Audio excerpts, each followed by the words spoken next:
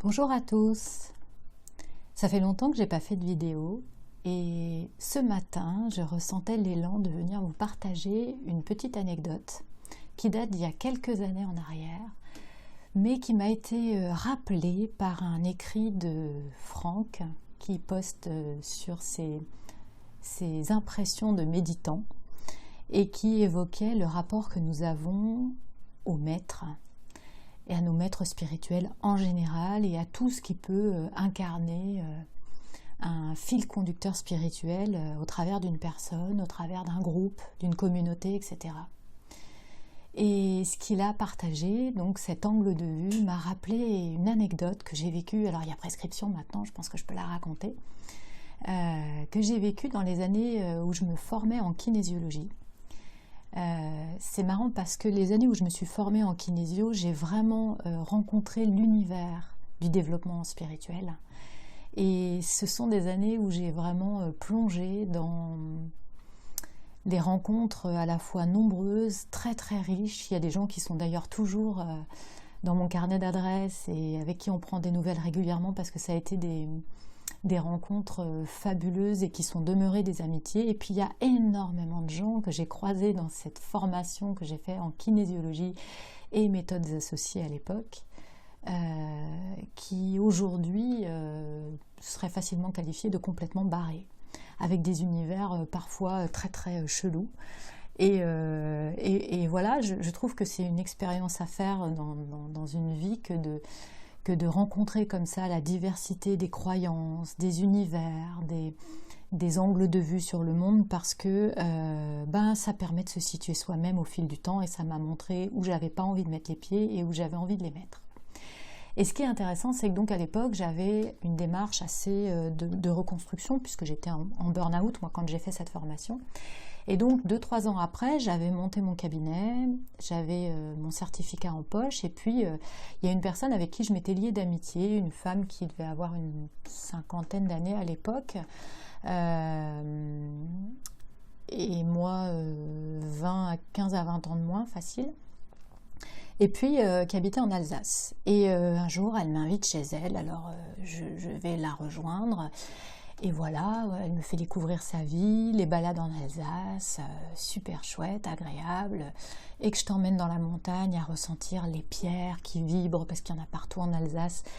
Déjà à l'époque, ça ne me parlait pas plus que ça, mais voilà, je découvre un petit peu son univers. Et puis c'était marrant parce que cette femme, elle vivait seule, et elle avait un côté très enfantin, très petite fille, et qu'elle cultivait encore à l'âge qu'elle avait. Donc c'était assez surprenant de la voir évoluer. Et puis elle me dit, ce soir, j'ai un groupe de méditation, est-ce que tu veux venir avec moi? Je dis, oui, je suis venue chez toi pour passer le week-end, je te suis, voilà, là où tu vas, je vais. Et donc nous voilà partis, et on se retrouve le soir dans une grande maison, du côté de Colmar, par là-bas. Et donc je rencontre, je sais pas, une dizaine de personnes, bonjour, voilà, avec une espèce de cérémonial un peu recueilli, des gens qui parlent pas, alors moi j'observe, je me tais, j'écoute. Et puis cette fois-là, parce que j'y suis allée plusieurs fois dans ce groupe de méditation, je suis revenue en fait, je sais plus, peut-être 2-3 mois plus tard, et à nouveau elle avait méditation, donc j'y étais retournée une deuxième fois. Mais la première fois que j'y suis allée, je me suis tue et j'ai suivi le mouvement. Et donc j'ai vu une femme qui disait, alors on y va, tout le monde est prêt. Alors voilà, je rappelle, comme il y a Gaëlle qui ne connaît pas, tout le monde s'aligne à la queue leu-leu au bas de l'escalier qui monte à l'étage, et on monte petit pas après petit pas, on se tape 2 étages comme ça pour arriver au grenier qui était tout aménagé. Et avec des coussins, super espace d'ailleurs de méditation. Et puis autour, il y avait des portraits de tous les grands maîtres, vous savez, ceux qu'on appelle des maîtres ascensionnés. Alors vous aviez les archanges, certains des archanges qui étaient représentés, vous aviez Jésus, vous aviez Bouddha, vous aviez, je ne sais même pas s'il y avait, on ne représente pas Mahomet, mais bref, il y avait un espèce de mélange œcuménique de plein de portraits, il devait peut-être y avoir du Michael Omran Ivanov, là je ne sais plus comment il s'appelle aussi, vous voyez ce genre de personnes qui sont des guides inspirants comme ça, puis qui reviennent souvent dans la littérature autour du développement New Age spirituel, là, un petit peu. Et donc, il y avait ces portraits de ces gens-là autour. Alors, on a fait un truc qui pour moi, hein, qui suis née dans le terreau catholique et chrétien, ça ressemblait à une messe, quoi.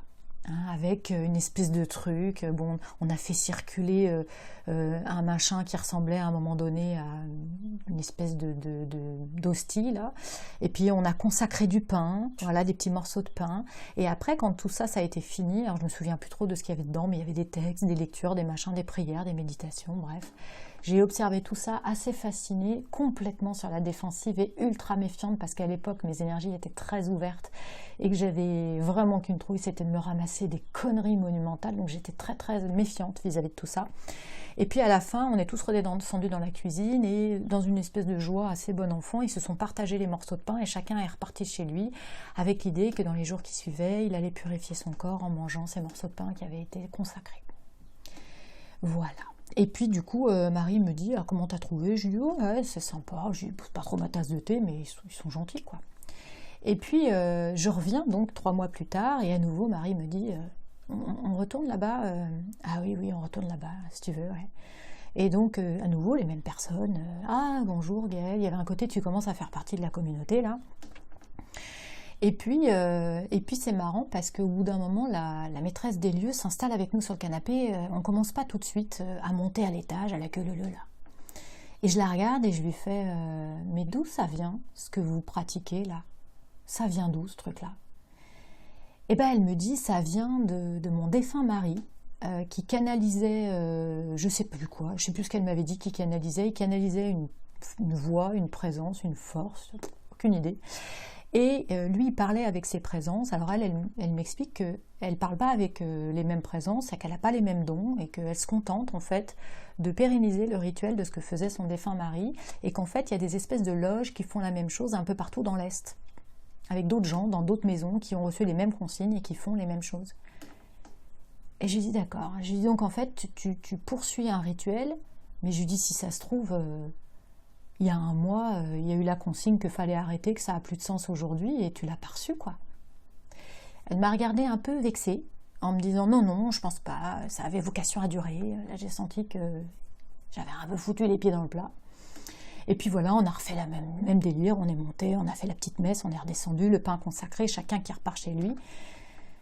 Puis ma copine, dans la voiture, je lui dis, elle me partage son regard sur ce que j'avais fait en parlant à cette femme. Elle me dit, tu sais que la question que tu lui as posée, ça fait 2 ans que je suis ce groupe, je ne lui ai jamais posée. Je ne lui ai jamais demandé d'où ça vient. J'ai été invitée par quelqu'un, je me suis insérée dans cette communauté, j'avais l'impression qu'on ne faisait pas plus de mal que ça. Mais elle me dit, cette question que tu as posée de savoir d'où ça vient le rituel qu'on suit, et d'entendre cette femme répondre qu'elle suit un truc, mais qui est en roue libre, en fait, elle me dit, ça m'a un peu chatouillée quand même. Elle me dit, bon, j'aime bien les gens, je continuerai à les voir, mais elle me dit, c'est drôle, parce que j'aurais jamais posé cette question et eu l'idée de poser cette question. Et puis ben voilà, cette même personne, cette même Marie qui me dit, au moment de me ramener à la gare, c'était une des dernières fois qu'on s'est vus, parce qu'après, la vie nous a un peu éloignés, on s'est juste envoyé des petits messages, qui me dit au moment de me laisser à la gare, est-ce que tu veux que je t'envoie les archanges? Et je lui dis, comment ça que tu m'envoies les archanges? Bah écoute, je les reçois par une espèce de chaîne, on me les envoie la semaine prochaine, je les ai le week-end prochain, il faut que je les fasse suivre, si tu veux, je te les envoie. Et je la regarde et je lui dis, mais si j'ai besoin des archanges, je me connecte à eux, j'ai pas besoin qu'on me les envoie, et j'ai pas besoin d'une chaîne. C'est dans le cœur, c'est dans l'énergie, c'est dans l'alignement. Quand j'ai besoin de cette force-là dans ma vie, instantanément je suis reliée, donc non, j'ai pas besoin d'une chaîne. Donc c'est étonnant parce que je vois à quel point parfois nos croyances, les choses auxquelles on se met à adhérer, en fait tout ça c'est éminemment plastique. Finalement, le lien qu'on a avec la vie, il est ce que vous en faites, toujours. La lecture que vous avez du vivant, de la magie de la vie, de la spiritualité, c'est ce que vous en faites, toujours.